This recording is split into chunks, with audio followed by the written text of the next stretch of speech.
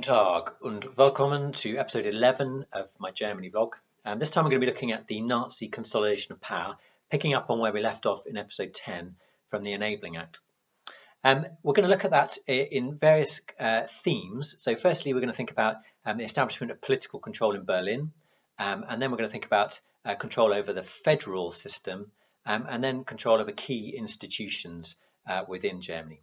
All of this happens in the context of this short depth topic of 1933 to 35. And this whole process is looking at how Hitler is able to take control in the Weimar Republic and in less than 2 years transform that republic into the Nazi state.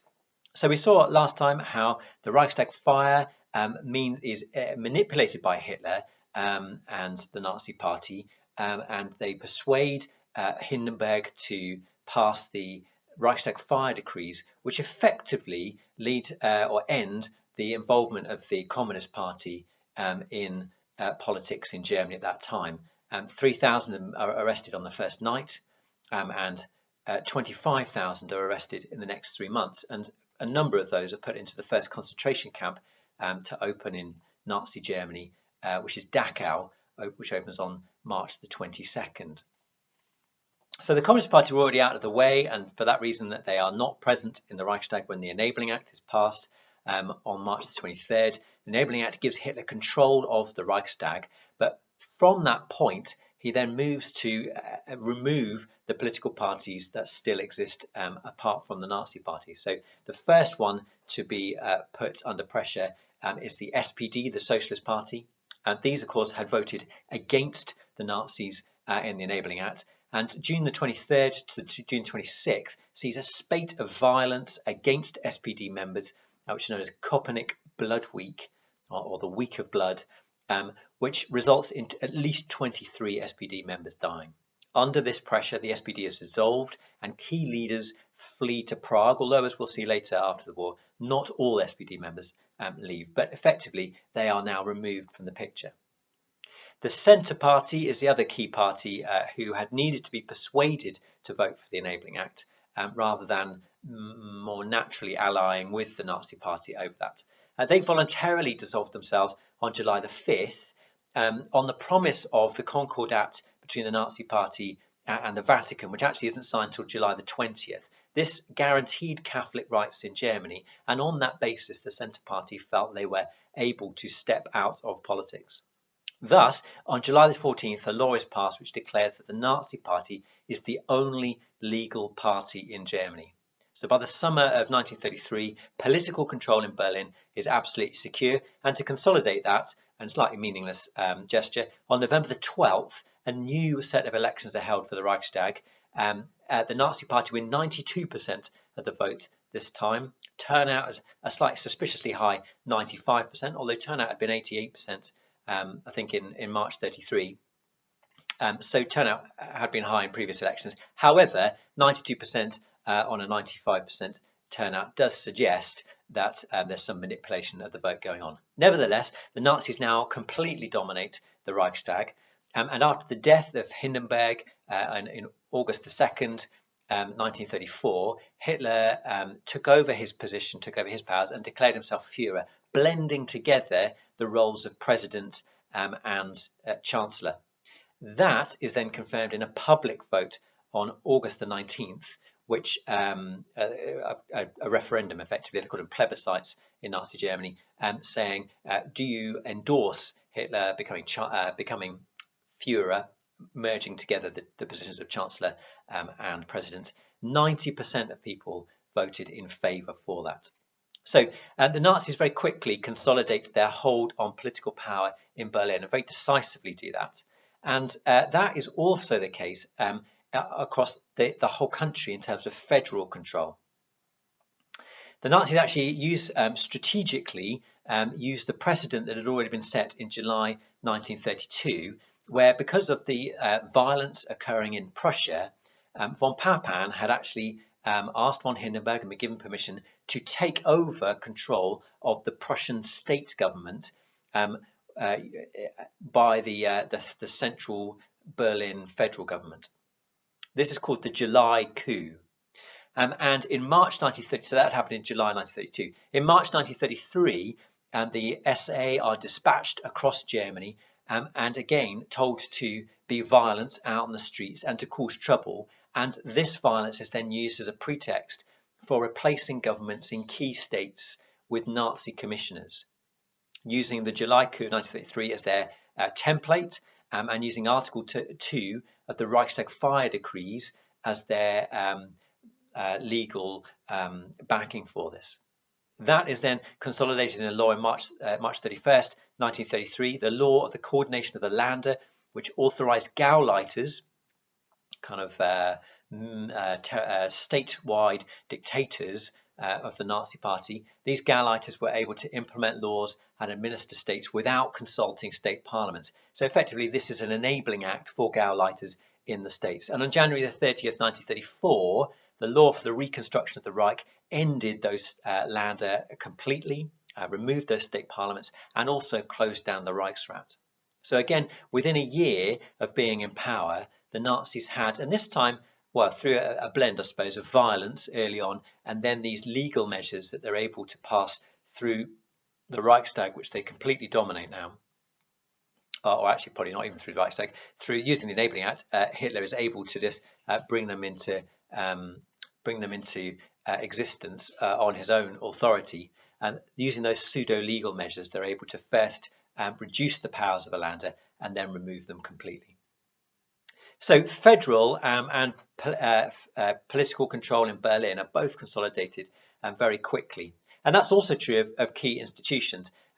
We've talked a little bit already about the left, so let's kind of finish that off. The trade unions were a key support and promoter of left-wing politics in the Weimar Republic, and so they're a natural opponent of Nazism.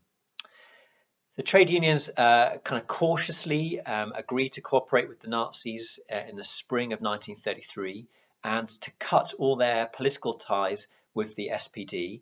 And as a result, on May the 1st, they are granted a Labour Day holiday, a bank holiday is allowed, is enacted. And it seems like the trade unions can be optimistic about the future. However, on the very next day, trade unions are officially banned by the Nazis and their offices are closed down.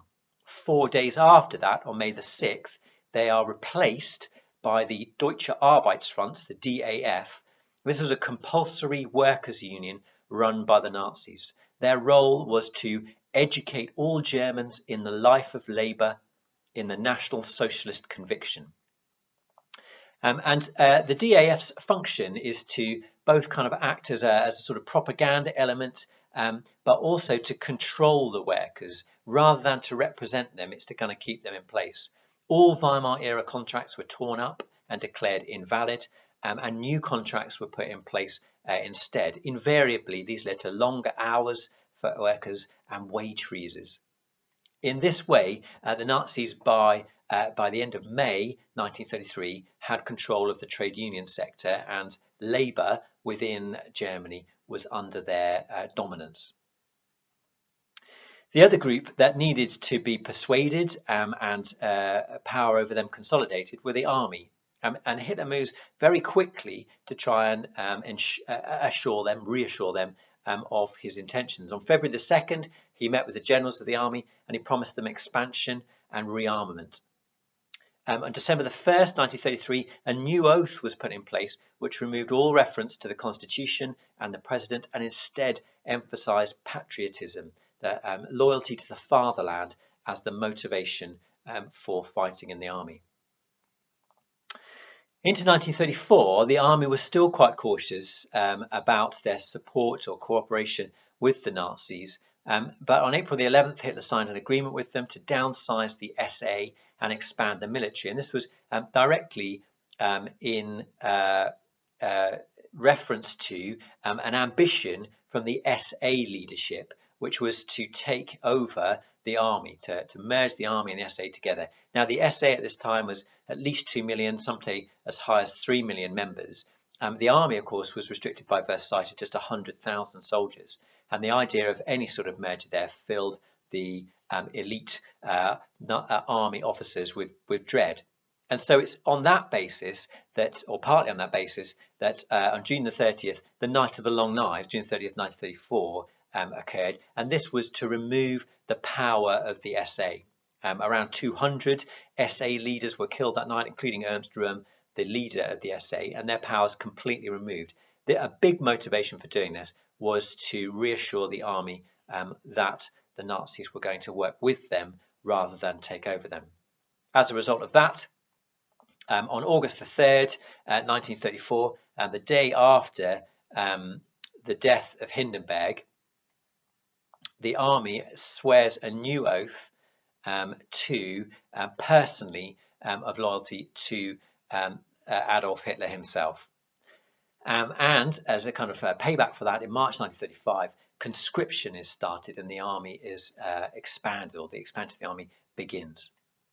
So the army is brought over to loyalty to the Nazis mostly through a sort of cooperation that Hitler doesn't really use propaganda, but he persuades them to back him, partly on the basis of saying that I can help you, I can meet your needs, and I can bring about what you want to happen in Germany. We've just mentioned the Night of the Long Knives already, but the other, of course, two other reasons for the Night of the Long Knives. Firstly, that Ernst Röhm, the leader of the SA, was kind of setting himself up as a bit of a rival to Hitler and saying, I think that Germany, Nazi Germany, should undergo a revolution which